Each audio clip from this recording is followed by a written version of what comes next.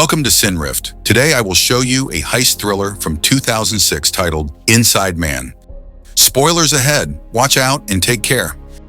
A man named Dalton Russell introduces himself while sitting in a dark room, which he claims to be a prison cell, and reveals he has executed a perfect robbery. The Manhattan Trust Bank in New York is raided by a group of robbers dressed in painters' coveralls. As they take people hostage, a police officer spots unusual activity at the bank and informs the force about the ongoing robbery. Detective Keith Frazier and Detective Mithsel are informed about the robbery and are asked to lead the negotiations with the robbers. They arrive at the crime scene where the police are organizing their setup and are briefed about the latest updates.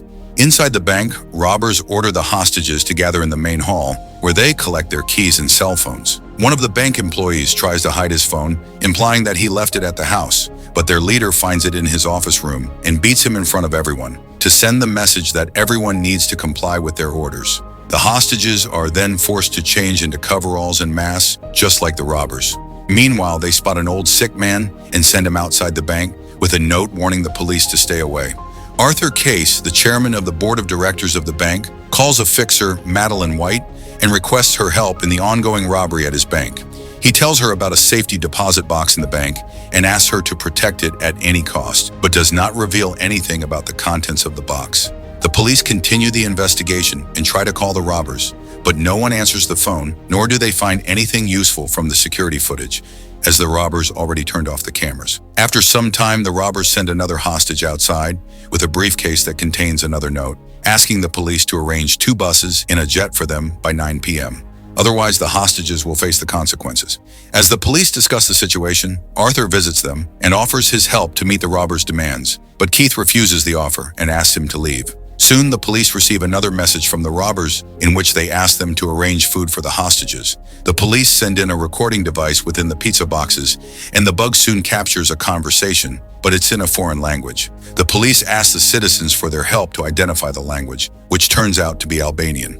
Keith calls in a woman to translate the conversation, but she reveals it's just a recording from one of the speeches of a former Albanian president.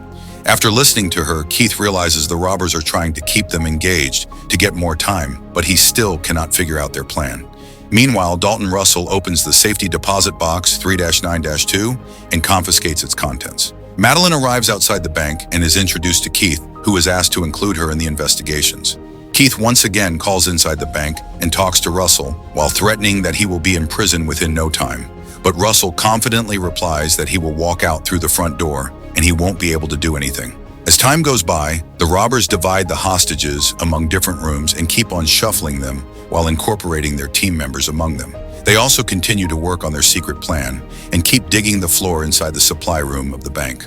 At Madeline's request, Keith allows her to talk to the robbers, and she offers Russell a safe way out if he protects her interests. After listening to her, Russell invites her inside the bank, where she offers him $2 million if he protects the contents of the box, but he rejects the offer. Upon Russell's question about the contents, she denies knowing anything about it, but he reveals that he is aware of what's inside the box. He tells her the box belongs to someone who worked for a bank in Switzerland during World War II and took advantage of the situation to make a lot of money, which he later used in establishing this bank. Madeline realizes he knows about Arthur's past and requests him to take her to the safety deposit room.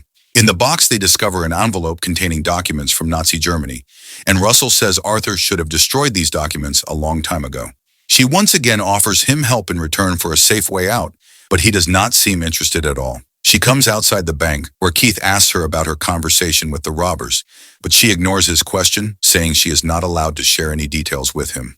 As the team discuss the robbers' potential plan, Keith suspects they are only distracting them to buy more time.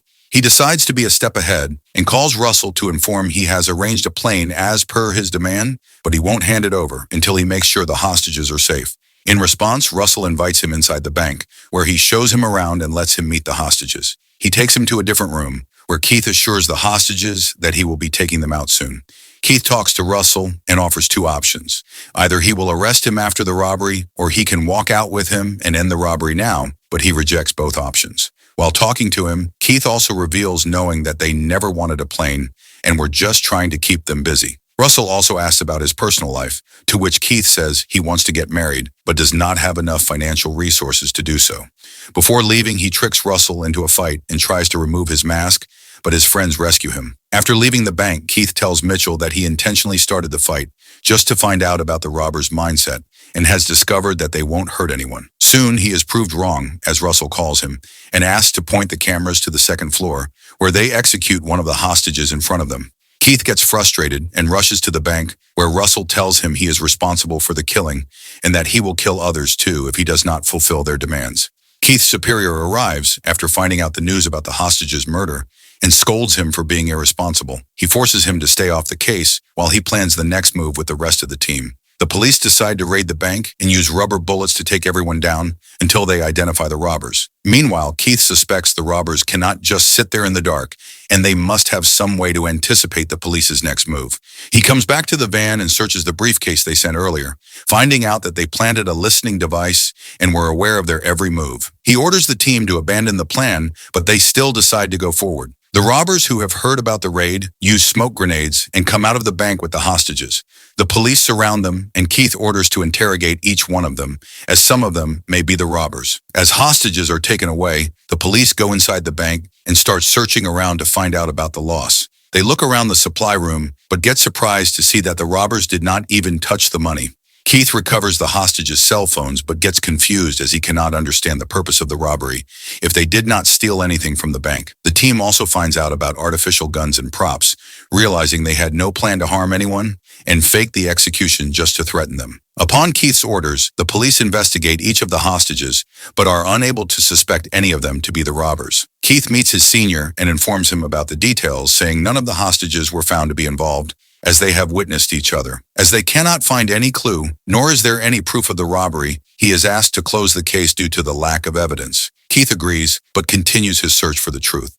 He studies bank records and finds out the safety deposit box number 392 is not mentioned anywhere, so he asks Michelle to assist him in running a background check. He also meets Madeline and confronts her about the case. He pulls out an incriminating recording that he made earlier, when Madeline was introduced to him and he was threatened to cooperate with her. After listening to it, she tells him about Arthur's dealings with the Nazis, but asks him to keep it confidential if he doesn't want to lose his job. Madeline later meets Arthur and tells Keith is not ready to give up on the case. Arthur asks her about the envelope, but she tells her the gang leader has it, as he might be planning to use it against him in the future. While talking to him, she says the robbers did not take any money from the bank, but she is sure they were after the contents of the box, which she suspects must be more valuable. After some confrontation, Arthur admits the box contained loose diamonds and a ring that belonged to the wife of his Jewish friend, whom he betrayed to the Nazis, because they paid him a lot of cash. She learns about his crimes but is asked to keep it a secret as part of her deal, and she agrees to it.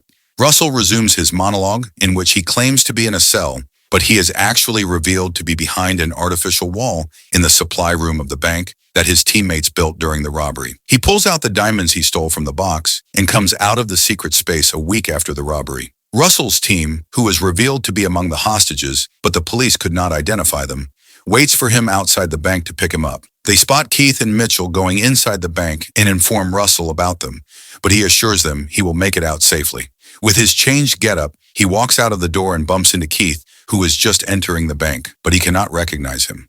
Russell rejoins his team, who warmly welcome him and celebrate their victory. Meanwhile, Keith, who has got the search warrants, asks the officials to take him to the safety deposit box, number 3-9-2.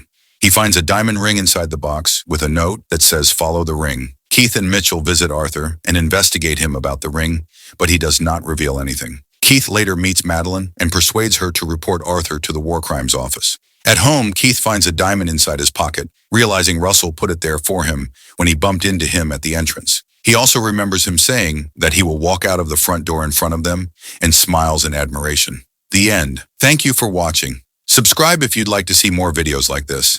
Turn on the notifications and leave a like to help the channel out.